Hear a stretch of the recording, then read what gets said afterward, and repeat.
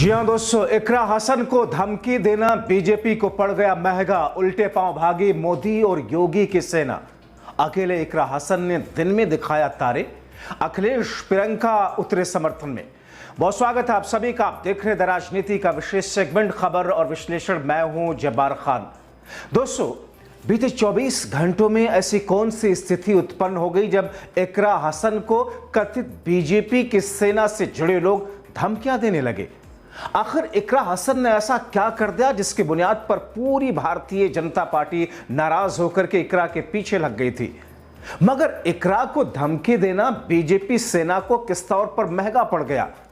आखिर इकरा हसन ने ऐसा कहा क्या था जिसकी बुनियाद पर पूरी बीजेपी सेना तिलमिलाए बैठी थी? आखिर इकरा हसन ने जिस अंदाज में जो बातें कही, वो बातें तो 100% सच थी, मगर फिर भी इकरा को क्यों कहना पड़ा कि धमकाना मत, फ्लावर नहीं फायर हूं मैं? विस्तार से आपको बताते हैं दोस्तों। अंत तक इस वीडियो को आप जरूर देखें, आपसे यही अपील है।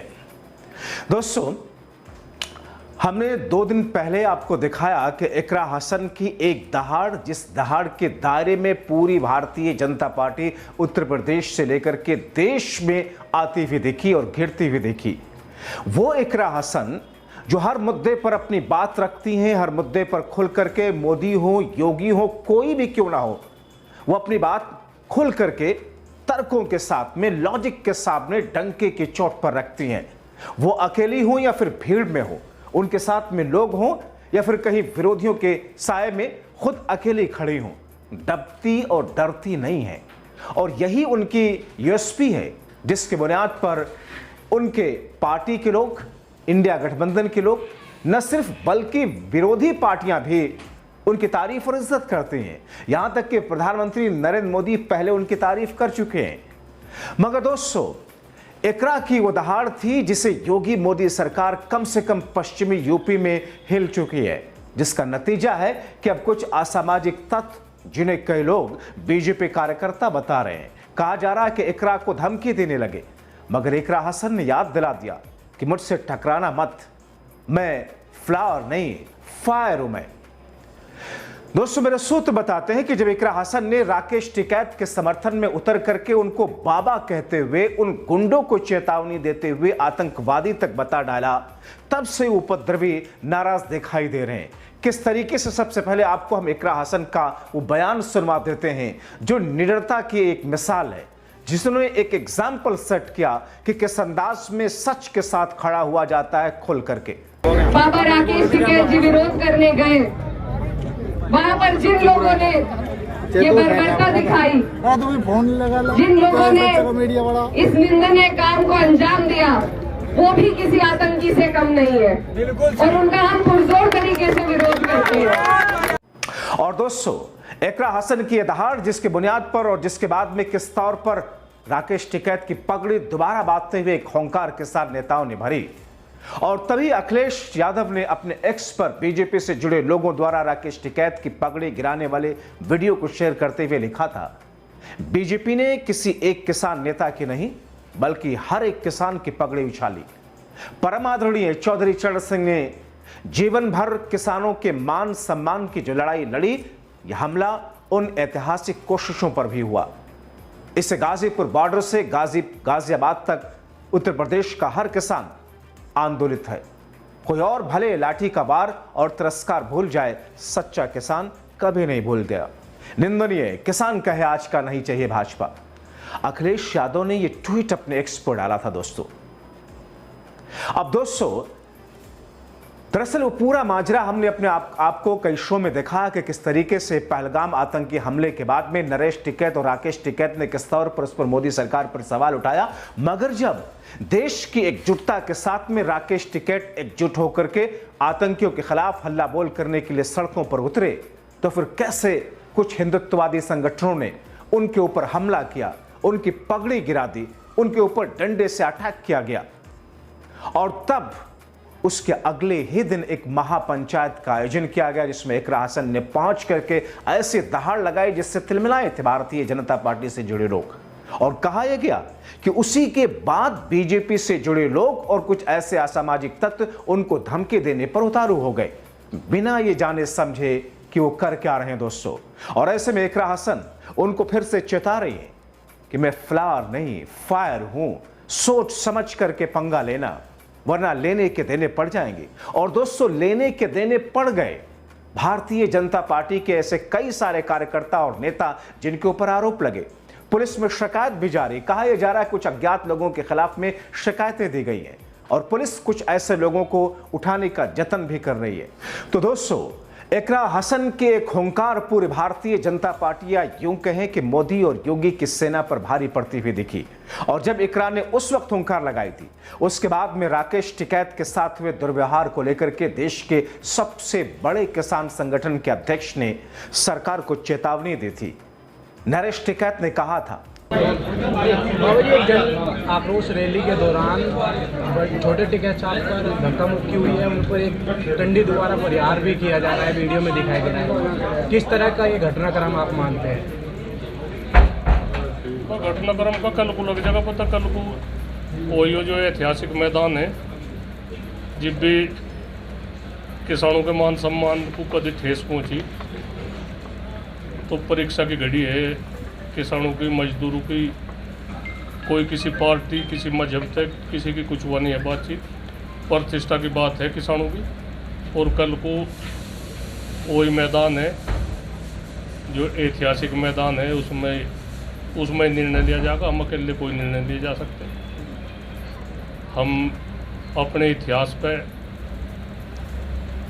दाग नहीं लगाना चाहते। अन्य बात होने को तो बहुत कुछ हो जा, पर फिर भी हम बहुत पूरे होश हवास में पूरे उसमें कर रहे। इसमें किसी के कोई गिले शिकवे नहीं। कोई आदमी हो सके कुछ किसी कोई मनमुटाव हो किसी का, सबन होता है, किसी पर फोन नहीं जाने का कुछ नहीं। और इसे हमें भी पता लग जाएगा कि भाई हमारे साथ भी कुछ है क्या। अगर नहीं है तो कल को बहुत कुछ फैसला हो जाएगा, इसमें कोई वो नहीं है बातचीत। इस तरह तो हमारे पे भी आन जाने का यहाँ से इस जिले में जी हमारे घर में इस तरह के बात वारदात होने के, इस तरह के हमले होने लगे तो हम। अच्छा, राकेश जी से आपकी बात हुई है? क्या कुछ वो बता रहे हैं, क्या कुछ हुआ? नहीं लोग कुछ नहीं हुई बात हुई, कल कोई होगी बात। तो कल जैसे मैदान में बड़ी इसी तरह की पंचायत की जाएगी जिस तरह से पहले हमें नहीं पता। तो एक किसान मजदूर सम्मान बचाओ एक सभा है आपातकालीन, इसमें कुछ नहीं, ना किसी को फोन करने की वो है ना कुछ है। इसमें जो अपनापन दिखाना तो इसमें कल को दिखावा आने के, और इससे फालतू और हम कुछ नहीं कहते। जी किस तरह की घटना आपको अब तक मुझे नहीं पता क्या है, मुझे नहीं पता। वो तो कल को ये बताऊंगे कौन है कि कौन इस तरह की किन्ना वो करी बातचीत, हमें नहीं कुछ इस बारे में पता। क्या पुलिस प्रशासन को भी कुछ कहना चाहोगे घटना को? नहीं, पुलिस प्रशासन की तो जिम्मेदारी है। इस तरह के जो है ये भूटानी पाल रखे, ये बगलता आते हैं यही आ लिए, तो ये इन पर लगाम तो लगाने की बात है। कौन है कौन इस तरह की, ये थोड़ा है कोई कुछ भी कर ले, कोई अंगोच्छे कहीं के भी अंगोच्छे। अच्छा एक तो पता हमारे साथ टकरा के काम चल जाएगा इनका, पर हम कोई भी अपने इतिहास पर कोई दाग लगाने से आज जी ना नाश करना तो नाश कर लो मैं भाई, हमारे जुम्मा ना थोपो। यहाँ तो बहुत बड़ी बात रही, टिकैत साहब का भी हो रहा, उनका भी सिर सर फूट गया था। कितनी बार रही, हमेशा इस क्षेत्र ने कितने कई जिले हैं, इन्होंने हमेशा सम्मान बचाने की बात करी, तो हम उनके सुलह भी ना हम कोई कदम नहीं उठाने गए। आसपास के जिले से भी लोग आएंगे इस मामले में, पता नहीं कहाँ लोग क्या आज कुछ नहीं, कोई इस मामले में किसी तरह की कानूनी कार्रवाई की बात भी हो?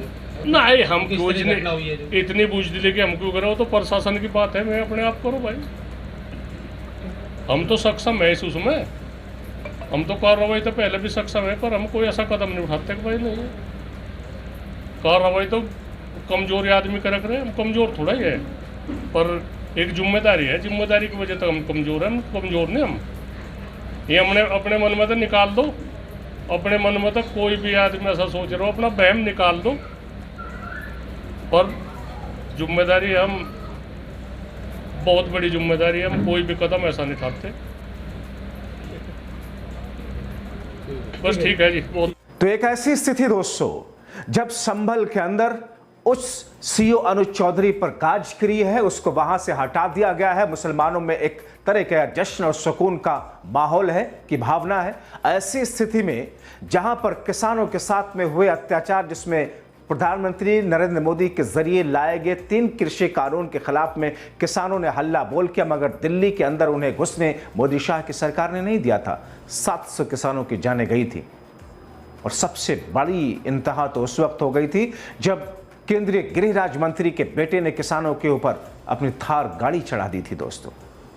मगर उस किसान के दम पर, जिस किसान के बात करते हुए मोदी शाह की सरकार ये सबसे बड़ा हितैषी खुद को बताती है, राजनीतिक माइलेज लेने की कोशिश करती है, मगर उसी किसान नेता की पगड़ी उछाली गई, बीजेपी नेताओं के मुंह में दही जम गई। मगर इकरा हसन इस मुद्दे को लेकर के आगे बढ़ी। इकरा हसन ने कहा कि न्याय होकर रहेगा, अन्याय होने नहीं देंगे। जब्र, जुल्म और ऐसे उत्पात और उपद्रव मचाने वालों के खिलाफ में लड़ाई सड़कों पर लड़ेंगे, उनको जेल की सलाखों के पीछे पहुंचाएंगे। और ऐसे में अब इकरा हसन को विरोध झेलना पड़ रहा है। इकरा हसन को धमकियां मिल रही हैं। इकरा हसन को धमकी देने वाले अलग अलग अंदाज में उन्हें धमकियां दे रहे हैं, मगर पुलिस में शिकायत इस बीच में कहा जा रहा है कि गई है। अब इकरा हसन अपनी उस बात पर और अडिग होकर के खुले में भारतीय जनता पार्टी से के कथित समर्थकों, कथित भारतीय जनता पार्टी से जुड़े हुए लोगों को डंके की चोट पर आईना दिखा रही हैं और ऐसा कुछ कह रही हैं कि मानो सबको दिन में तारे नजर आ रहे हो। और अब यह कहा जा रहा है अखिलेश यादव से लेकर के प्रियंका गांधी, चंद्रशेखर आजाद, हर कोई इकरा हसन की न सिर्फ तारीफ और सराहना कर रहे हैं, बल्कि ये कह रहे हैं कि जुल्म के खिलाफ, अत्याचार के खिलाफ इंडिया गठबंधन से जुड़ा हुआ हर व्यक्ति, हर नेता, हर शख्स प्रतिबद्ध है आवाज उठाने के लिए। इकरा ने आवाज उठाई डंके की चोट पर। एक महिला सांसद ने जिस तरीके से भारतीय जनता पार्टी या जो भी लोग उस पूरे हमले में जुड़े हुए थे उनको लेकर के जिस अंदाज में आवाज उठाई, दरअसल ये आम लोगों की एक आवाज है। आम लोगों को इससे शक्ति मिलती है, जनता को इससे शक्ति मिलती है। और ऐसे में चंद्रशेखर भी तारीफ कर रहे हैं, प्रियंका राहुल भी तारीफ कर रहे हैं, अखिलेश यादव समाजवादी पार्टी के मुखिया तो है ही हैं, वो तो तारीफ करेंगे क्योंकि उनकी पार्टी की सांसद है इकरा हसन। मगर इकरा हसन पर जिस अंदाज में दबाव डालने की कोशिश की जा रही थी धमकी देकर के, इकरा ने उसकी हवा निकाल दी। इस पूरे मामले को लेकर के दोस्तों आप क्या सोचते हैं? अपनी राय कमेंट बॉक्स में जरूर लिखें। अभी के लिए इस शो में इतना ही। जागरूक रहें, दूसरों को भी जागरूक करने के लिए खबर को उन तक पहुंचाएं, शेयर करके, लाइक करें और प्लीज आप में से जिन लोगों ने सब्सक्राइब नहीं किया हो सब्सक्राइब जरूर करें। आप सभी लोगों का अंत तक वीडियो देखने के लिए बहुत शुक्रिया।